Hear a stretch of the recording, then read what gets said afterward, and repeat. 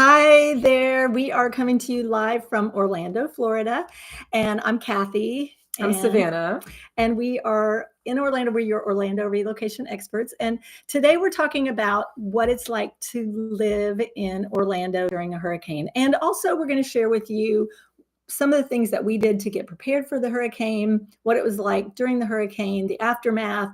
We're going to go over some flood zone information and some of the best and worst places to live in Florida, because if you're thinking of moving to Florida, you're probably concerned, especially with the hurricane that massive that came through. This is one of the largest massive hurricanes that have come across. And I've lived here 38 years. Savannah's lived here 32 years. Yeah, something like that. Savannah went through her first hurricane in 2004, which how old were you? 12. So before then, I had lived here for many years and never seen a hurricane. So since then, we've had quite a few hurricanes in the state of Florida, especially coming through the Orlando area. The biggest one being Charlie, and then Ian a couple of years ago was also big. So we just wanted to go through, some of the things that we went through, and hopefully that'll be helpful to you in just thinking about what concerns do you have. And please don't hesitate to put questions in the chat. We're happy to answer any questions that you have about living in Orlando and what our experience was going through this storm. And also, we are a mother-daughter duo. So that's something that we just wanted to throw out there. We work on a team together. We live in Orlando, and we're here to give you some insight about our experience with the hurricane and some information to know as well if you're thinking about moving here. That's so true. So how did you do during the storm? So to be honest, I bought my home in 2023. So I'm a first-time home buyer, and my experience during the storm was kind of full of anxiety because I was like worried that my home would be flooded when I woke up, something unexpected, because there's just a lot of rain, even though I'm not in like a hazardous flood zone. I just was like a little bit concerned, and especially because I have an older roof, I was like, I wonder if there's going to be shingles on the ground or something when I wake up. But so I didn't really sleep that well, unfortunately. But we woke up, looked around the perimeter of the house. There was no damage. I mean, there was some like fallen leaves and stuff on the ground, and my neighbors had like some fallen branches, and there was a little bit of like pooling of water on the streets in the neighborhood, but my home drained really well, thankfully. So I feel a lot more confident going into the next storm now, knowing that my home is like a tank and it drains really well. And I also trimmed the trees, which we're going to talk about that here in a little bit, like what we did to prepare for the storm. But I would say overall, definitely a 3 out of 10 experience because I was stressed out. Well, that's the thing, crazy. We slept like babies. My husband and I slept through the whole thing. We went to bed kind of late for us. We went to bed around 11:30, and I thought I would be awake all night, but nope. I slept all night, woke up at 8 o'clock this morning. So yes, got some sleep, but you were up. Yeah, I was up off and on. But you guys have been through a lot of hurricanes. Yes, so. And fortunately where we live, we've never lost power during a hurricane, which is pretty amazing. I know that most people do end up losing power at some point, and you didn't lose power either, right? No, actually the city, so I live in Castleberry, and the city replaced the major power lines to the neighborhood right before the last hurricane that we had. What's the name of that hurricane? Ian? Is it? No, not Ian. The one right before. Oh, Helene. Helene. That one, Helene. Okay, so Ian was 2 years ago. So we were ready. Like, I mean, the rest of the power lines run underground, so we didn't lose power, thankfully. Yeah, so we didn't lose water or anything. And see, that's the nice thing. And a lot of people, I checked in with so many of my clients this morning, and a lot of them did lose power, but already a couple of them texted me and said, hey, we've already gotten it back. So they have gotten so good in Florida about preparing. They bring the trucks down here early, and they really get it done quickly, and they get people back, on the grid. But fortunately, where I live, I'm the power grid that I'm on is part of the VA hospital, so we typically don't ever lose power during a hurricane or storm. So very thankful for that. But we did a lot of prep still, even though that's the case. I still have my hurricane safety kit. I have my little camping propane kit in case we lose power, so we can still cook. I have the battery, tons of batteries that we stock up on. I did have a hard time finding C batteries this year, but we finally found them, like after looking at 3 or 4 different places. So we have our radio. I froze water. I brought extra water. So, we were prepared. We had extra canned goods just in case. You always want to be prepared. Like, I don't want to take anything for granted, because even though I've lived through a bunch of hurricanes, I don't want to take anything for granted. So we did have our hurricane preparedness. Yeah, did you guys? we just brought in stuff outside, like pots and wind chimes. We brought that all in.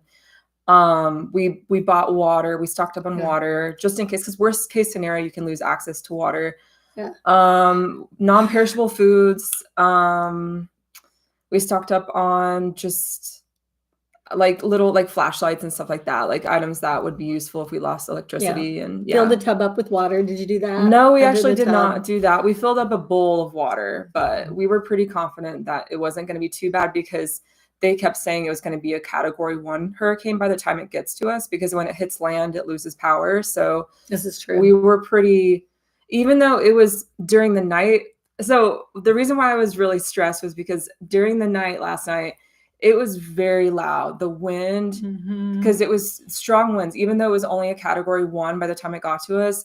Strong winds, really windy. Lots and lots of rain. And I was just like kind of holding out maybe that my roof would like blow off, honestly, because that's where my anxiety went. Yeah. But no, my roof's totally fine. So yeah, and they do. And just some people may not know, because if you're not from this area, in the Orlando area in Central Florida, after Hurricane Andrew, which was about 25, 30 years ago, they did change some of the building codes. So in South Florida, all up along the coast, you have to have hurricane-proof windows and doors, and you have to have hurricane-proof roofs. So when they build new construction, so now in Central Florida, we don't have to have hurricane-proof windows and doors, but we do have to have this extra strapping and there's different things that we have to have for roofs when they do new construction. So if you are in a newer home, likely you're not going to lose your roof because of the way they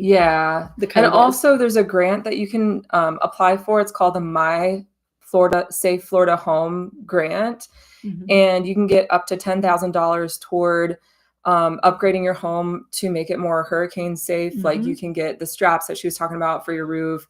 You can get new windows, impact grade windows. So that's something to keep in mind too. I actually applied for that, and I got the grant. And so I'm thinking, I'm weighing whether I want to do windows or something to my roof, but that's definitely something that you can do. And in the Central Florida area, it's really, as far as winds go, so far hasn't really been anything so strong that it's going to carry your roof away. That's not an actual thing. I just get anxious, but yeah, so, and we're going to actually talk about, I think it's the hurricanes that, I'm not the hurricanes, the tornadoes that really get people nervous. That's the thing that gets me the most nervous is the tornadoes, because those just pop out and there's nothing you can do about them. They're actually more dangerous than the hurricane in a lot of ways. So we wanted to talk a little bit about what are some of the best and worst places to live for hurricanes if you're thinking about moving to Florida and you want to know. So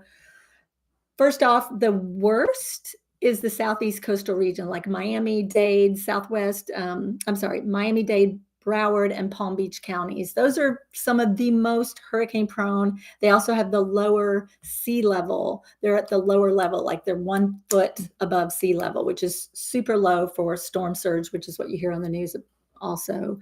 And then the most prone areas are the southwest coastal region and the panhandle region of, so the northwest Florida area, because those two areas are, they contact the Gulf of Mexico. And I'm no scientist or meteorologist, but the Gulf of Mexico has warmer waters. So that helps generate, stronger hurricanes that hit that region. So yeah, a lot of people ask us, is Orlando safe for hurricanes? And it is safer for sure, because that's why we don't typically have as much flooding. There is some flooding sometimes. We don't have the high winds, because when a hurricane hits land, it slows down. And so, like Savannah said, it hit at a 3, but by the time it got to us, it was a 1. So there was still preparedness, all the things that you want to do, but it's not nearly as dangerous. Some of the best places, though, of course, are the northern parts of Florida. So not the panhandle per se, but the northern areas of Florida. The middle northern area. Yeah, exactly. And then Savannah, I know you have done a lot of work with flood zones and studying the flood zone charts. So you probably want to share with some information about that. Yeah, for sure. A lot of people who contact us to move here from out of state are curious about the flood zones. Technically, everywhere is a flood zone. There's anywhere in Florida, there is some risk of flooding. I just want to point that out. But there's different categories. There's different types of flood zones. There's flood zone X, which is the least prone to flooding. It's the least hazardous. And you don't have to, the insurance company is not going to require you to have flood insurance if you are living in a flood zone X. Right. It's the safest areas in terms of the different areas you could live. Flood zone A and flood zone AE are the most common, more hazardous flood zones. Not saying that they're common in Central Florida, but those are the types that are, because there's a lot of different types, but flood zone A and AE, if you're going to see a flood zone area that's more hazardous, those are what they're classified as, right? So what you can do is you can talk to your realtor. If you're working with us, you can ask us to review the property before we show you the property, and we can check and see if it's in a flood zone X or if it's in flood zone AE or A, and you can decide whether you want to see it or not, because obviously, if that's a big factor for you and you don't want to pay for flood insurance, then you'll want to know about that ahead of time if it's a deal breaker. And we recommend that you get flood insurance regardless, because if you're in a flood zone X and it's not required, it's super cheap to add flood insurance to your property. And it's worth it, because anything constitutes a flood, actually. So if not a hose, but like a pipe burst in your home, that can be considered flooding. So it's important to have it. Just it doesn't hurt to just have it. Yeah. So we do recommend it, even if you're not required to have it from the insurance. Yeah, even if it's a non-high hazardous flood zone, it's always good to be safe than sorry if you want to just have that extra protection. It's like stocking up on water before the storm. It's just an extra precaution you can take. You might not ever have to use it, but if you want to feel safer in your home, it's something you could do. So we also wanted to talk about what people do in general when there's a hurricane coming. So a lot of people who are coming, especially from South Florida, I think, a lot of people who are visiting this area, they assume that the windows have to be a certain grade all the time, or, but okay, here's the thing. Nobody is boarding their windows. There's in my neighborhood, when I walked around this morning, there was 1, maybe 2 people who boarded up their windows. People don't do that in Central Florida because there's just not the high wind factor that we need to have projectile items to hit the windows. There's just not a high enough risk for projectile items hitting the windows. And you don't put tape on the windows. That was something people used to do. And they don't put tape on the windows. Yeah. I mean, no reason. Again, it's something you could do to feel safer in your own home if you want that extra comfort, but we really don't see that type of thing here. You do bring in lawn furniture or things that decorative items you have on your porch. You want to bring your wind chimes, like you were mentioning earlier. You want to bring all that in, but we don't really have those kinds of winds here necessarily, so you don't have to do that. Really in Florida, we feel very safe being in Central Florida. Yes, can we get a hurricane? Yes, we did. Obviously we did. And can there be flooding? Can there be damage?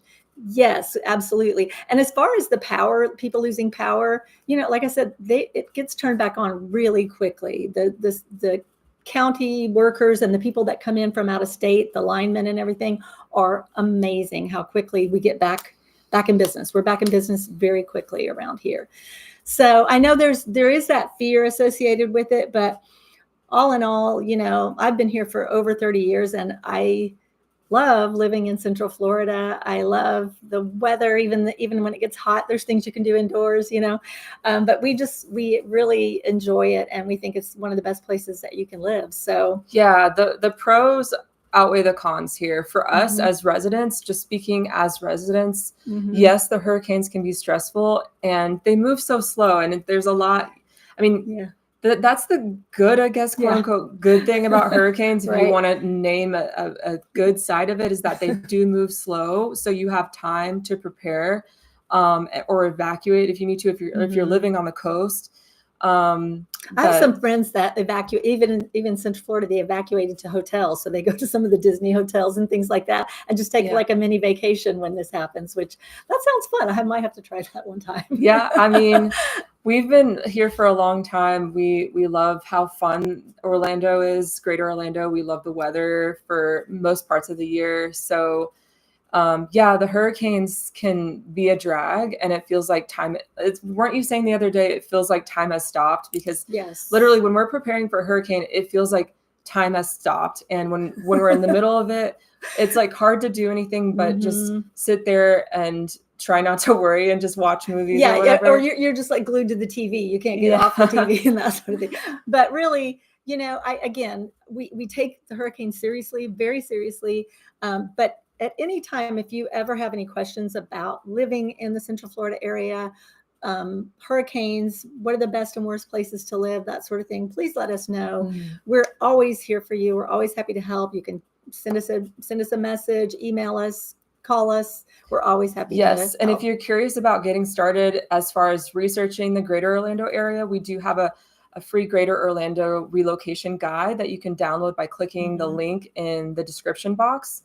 So that's yours to look at. It's a fun guide. It names all the areas that we serve, as well as information about schools, information about the jobs out there, different like the median prices for each of the cities in Greater Orlando.